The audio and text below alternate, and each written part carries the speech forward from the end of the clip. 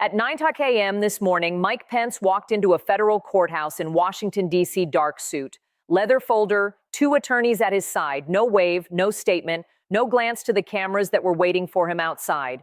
4 hours and 11 minutes later, at 1:11 p.m., he walked back out. Same expression, same silence. And in between those two moments, the former Vice President of the United States sat under oath and described in detail what happened inside the Trump White House in the days before January 6th, and what happened in private when the public wasn't watching. Then, to make it even more explosive, a recording was played in open court, one that prosecutors say captures Donald Trump's voice clearly, pressing Pence to stop the certification of the election. Not a political rival, not a former aide looking for a deal, not a talking head with an agenda. The man who stood beside Trump for 4 years, testifying against him. And if what was described from inside that courtroom is accurate, this isn't just damaging. This is structural. This goes to intent. This goes to motive. This goes to whether the defense can still claim good faith with a straight face. Because here's the cold truth about major criminal cases. The prosecution doesn't win by yelling louder. They win by proving intent. They win by showing the defendant knew exactly what he was doing. And a close witness with high credibility, combined with a recorded admission, can change the entire gravity of a trial. So let's break down what happened, why it matters, and what this could trigger next. Because the real story here isn't the headline. The real story is the chain reaction. A former vice president testifies. A recording gets played. The former president explodes publicly. And now everyone, from the judge to the jury to the appellate courts, is forced to confront one question. Was this a desperate political fight, or a deliberate attempt to obstruct the most important constitutional procedure in American democracy? Start with the timeline. At 9:00 a.m., Pence enters the courthouse. He's there because a subpoena became unavoidable. He didn't volunteer for this spotlight. He tried to resist it. And that matters, because when jurors evaluate a witness, they always ask, what do they gain? Fame, money, revenge, a deal? But Pence isn't a broke former staffer. He isn't running a podcast. He isn't selling supplements. He isn't bargaining his freedom. If anything, politically, he loses. Testifying against Trump is not how you win popularity contests in certain parts of the Republican base. So when someone like that takes the stand, the jury listens differently, not because he's perfect, but because the incentives aren't obvious. Pence's legal team reportedly argued that his role on January 6th, presiding over the electoral count, gave him constitutional protection from being compelled to testify about that official function. That's the key nuance, not whether he can ever be questioned, but what he can be questioned about. And courts reportedly narrowed that, meaning prosecutors could ask about Trump's pressure campaign, Trump's calls, Trump's demands, Trump's behavior, what Pence experienced as vice president in the executive branch, without turning it into an inquiry about legislative deliberations. That is not a small distinction. It's the difference between what were you thinking as president of the Senate and what did Trump ask you to do? And today, Pence testified for 4 hours and 11 minutes under that framework. Then at 1:34 p.m., the lead prosecutor issues a short statement. The kind prosecutors give when they want to confirm something happened, but not give away the war plan. Complete and detailed. That's not poetic language, that's strategic language. It signals this wasn't a stunt. This wasn't a brief appearance. This was a full narrative. Then comes the moment that makes the room tilt. At 1:47 p.m., prosecutors play a recording, described as a phone call between Donald Trump and Mike Pence. And according to the description that leaked afterward, Trump's voice is heard saying words that, if authenticated and contextualized properly, slice directly into the heart of the defense. Mike, I am begging you. Please do not certify these votes. Begging. Not debating, not discussing. Begging. Now pause there because the word choice matters. When someone is begging, they don't sound like a person calmly defending constitutional principle. They sound like someone trying to stop something they know is coming. And then, according to that same description, Trump adds a line that transforms this from political pressure into personal leverage. I gave you this position, do this one thing for me. That's not legal reasoning. That's not constitutional interpretation. That's loyalty politics. That's a boss talking to a subordinate. And it paints a picture prosecutors love, not a man pursuing truth, but a man pursuing power.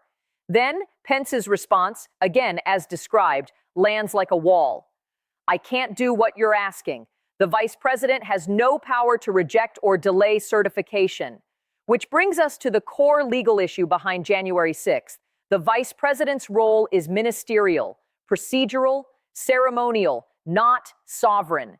And if the defendant is pushing the vice president to do something the vice president repeatedly says is unconstitutional, that becomes powerful evidence of intent. Because prosecutors can argue he was told over and over by his own vice president that it was illegal, and he kept pushing anyway. That's what separates confusion from conspiracy. That's what separates bad judgment from criminal intent. Now, the defense will respond with the same strategy they always use when a recording appears. They attack authenticity. They attack context. They attack the witness. You could practically write the playbook before it happens. And on cue, at around 3:34 p.m., Trump posts publicly, "Pence is a traitor. He lied under oath. The tape is fake."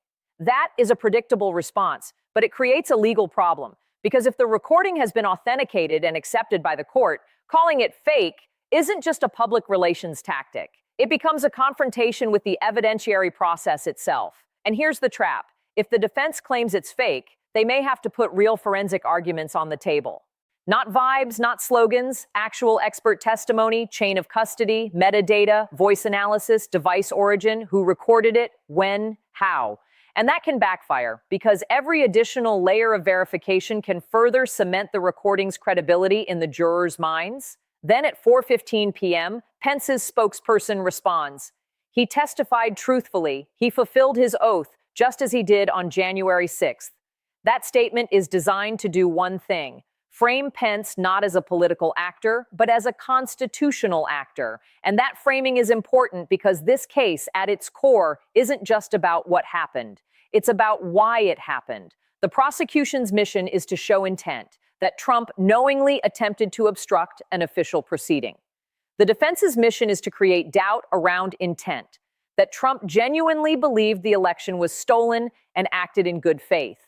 So the battlefield is not only the facts, it's the mind state. Now think about what a recording like this does. If Trump is heard saying, "I gave you this position," that doesn't sound like a man pleading legal principle. That sounds like a man pressing personal obligation. If he's heard saying, "I am begging you," that doesn't sound like a man calmly pursuing lawful remedies. That sounds like a man trying to stop the clock. And the clock he's trying to stop is the certification. That's the official proceeding. That's the legal center of gravity. Which brings us to the biggest point, why Pence is different from other witnesses. In any high-stakes trial, the most powerful witnesses are the ones closest to the defendant, not because they're more emotional, but because they can answer the jury's silent question, what was it like when no one was watching? Pence was there. He was in the internal meetings. He was on the calls. He was in the building on January 6th, and he's a conservative Republican. That removes one of the most common defenses. This is just partisan revenge. It's harder to dismiss your own vice president as a political enemy. Not impossible, but harder. And in persuasion, harder is often enough, because trials aren't won by proving something is impossible. Trials are won by making doubt feel unreasonable. Now, if you're analyzing this like a strategist, you immediately see the second-order impact. Pence's testimony doesn't just add another witness. It reorganizes the witness hierarchy. It raises the importance of corroboration, because once a high-value witness testifies, the next question isn't, do we believe him? The next question is, who confirms him? So here are the pressure points prosecutors will try to exploit next. 1. White House staff. If staffers can confirm Trump called Pence repeatedly, asked for delay, asked for rejection, pressured him, threatened political consequences, that's a narrative web. 2. Secret Service. Not because Secret Service gives opinions, but because they document movement, timing, presence, and what was said in proximity. Even small confirmations matter. A meeting happened, a call happened, a reaction happened. 3. Advisors. Anyone who told Trump the plan was unlawful. Because if multiple advisors said, you can't do that, and Trump pursued it anyway, prosecutors can argue knowledge. And knowledge is everything. Now let's talk about the defense, because the defense isn't going to sit there and accept this. They'll likely use 3 moves. First, attack Pence's credibility by suggesting he has political motives or personal resentment. Second, argue Pence is misremembering or framing conversations in a way that protects his own legacy. Third, claim Trump's words were rhetorical pressure, not criminal intent. And the recording, again, if real and accurately described, makes those moves harder. Because the recording shifts the fight from he said to listen. Now, does that automatically guarantee conviction? No, and any serious analyst will tell you that. Trials are unpredictable. Juries are human, but it changes the geometry of the case. It compresses the defense's room to maneuver. Because when you're defending a public figure, you're not just defending facts, you're defending narrative. And this narrative, Vice President under oath, recording of pressure, hits where narrative is weakest, the internal story. Now zoom out even further. This is not just about Trump and Pence. This is about what it signals to other potential witnesses. Because in complex cases, witnesses watch each other. If Pence testified, if Pence held firm, if the court allowed it, if prosecutors played a recording, then others start recalculating. They start thinking, if Pence is in, what protection do I have? Or if Pence is in, maybe I should tell the truth before the truth arrives without me. That's how dominoes fall in legal systems. Not all at once, but in sequence. Now let's talk about the recording itself, because this is where the legal war will concentrate. A recording doesn't just have to be dramatic. It has to be admissible. That means prosecutors must show authentication. What it is, who created it, that it's not altered in a relevant way, and that it's what they claim it is. If the court played it, that suggests the judge has already been satisfied, at least preliminarily, on admissibility. But the defense can still attack it. They can request additional hearings. They can demand expert analysis. They can attempt to limit how it's presented. They can fight over what the jury hears and when, because the timing of evidence in a trial is strategy. Prosecutors will likely want this recording near a climax, after groundwork is laid, after Pence has testified live, after jurors understand what certification means. Defense may want it early or fragmented to reduce impact, and the judge will manage that battle. Now consider the psychological weight. Imagine being a juror. You're told the former president pressured his vice president. You hear the vice president confirm it under oath, then you hear the voice. The juror doesn't need to be a constitutional scholar to understand the emotional truth. Someone was trying to stop something official. Even if jurors disagree on politics, recordings cut through politics. That's why lawyers fear them. Now, what happens next? We watch for 6 indicators. Indicator 1, does the defense file motions to limit Pence? If yes, it means they think parts of his testimony are lethal. Indicator 2, does the defense insist on aggressive cross-examination? They almost certainly will, but aggressive cross can backfire because Pence's image, calm, restrained, procedural, plays well in a courtroom. If the defense turns him into a sympathetic figure, that's a gift to prosecutors. Indicator 3, do additional witnesses corroborate? Even small confirmations strengthen the chain. Indicator 4, does the defense present credible forensic challenges to the recording? If they can't, the fake tape claim collapses into bluster. Indicator 5, does Trump's public behavior change? If he becomes more erratic, more accusatory, it can reinforce the prosecution's narrative of desperation. Indicator 6, jury reaction. You never fully know, but lawyers watch body language, note-taking, attention, engagement, because juries tell you quietly what matters to them. Now let's map the 3 scenario outcomes, because you should always think in scenarios, not certainties. Scenario 1, Pence's testimony is decisive. The jury hears the story, hears the recording, and concludes intent is proven beyond reasonable doubt. Conviction. Scenario 2, Pence's testimony is damaging, but not decisive. The defense persuades jurors that Trump truly believed he was fighting fraud, even if his methods were improper. Partial verdict. Some counts stick, others don't. Scenario 3, the defense discredits Pence. They find inconsistencies. They frame him as protecting his legacy. They confuse jurors about what was asked versus what was legal. Acquittal or hung jury. That's the landscape.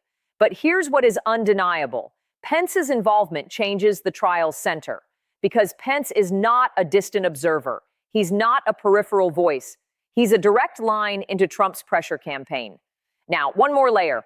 What does this do politically? Because even though courtrooms aren't supposed to be political theaters, this case is happening in a society that reacts politically to everything. Trump's base will likely interpret Pence as betrayal. Trump's opponents will interpret Pence as confirmation.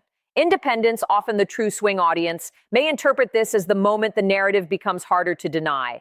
And that matters because public perception can shape the environment around the trial. Media coverage, witness willingness, even how arguments land emotionally. But again, in court, perception is secondary. Evidence is king. Now listen carefully to the deeper meaning of this moment. Mike Pence was chosen because he was loyal, disciplined, and safe. He was supposed to be the steady hand, and on January 6th, he became the firewall. A mob chanted about him, pressure crushed around him, and he did what he says he did today. He refused. So when he enters a courtroom years later and testifies, he is not merely talking about law, he is talking about his own survival inside a system that was collapsing. And juries understand survival. They understand pressure. They understand what it means to be asked to cross a line.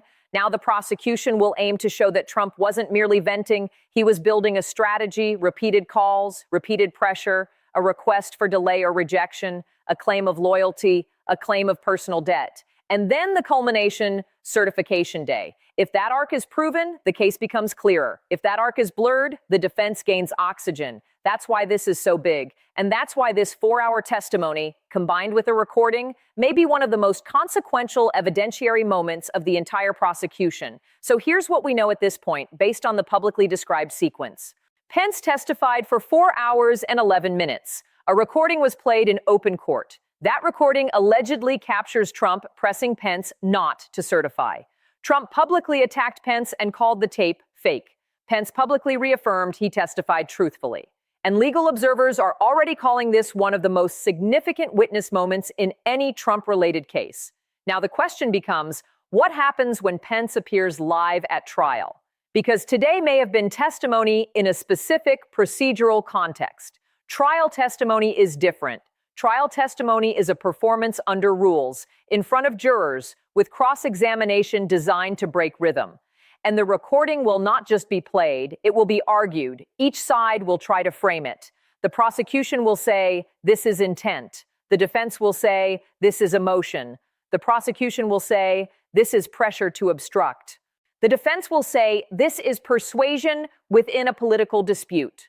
And the jury will decide which story feels truer. But remember, jurors don't just hear words. They hear relationships. And nothing is more emotionally powerful than a former vice president testifying about a former president trying to stop the constitutional process. Because it's not abstract, it's personal, it's human, and it is recorded. So stay focused on the next steps. The motions, the forensic fight, the cross-examination plan, and whether corroborating witnesses lock the narrative into place. Because if they do, this stops being a case built on interpretation. It becomes a case built on structure. And structure is what juries convict on. This story is moving fast. And the next major inflection point will be when the defense finally has to choose. Do they fight the tape or do they try to explain it? Because attacking it risks strengthening it. Explaining it risks normalizing it, and either way, it forces them onto a narrower path. Pence walked in at 9 a.m. He walked out at 1:11 p.m., 4 hours and 11 minutes inside that building. And when he left, he said nothing. But inside that silence is the loudest message of the day. The inner circle is no longer a fortress. It's evidence.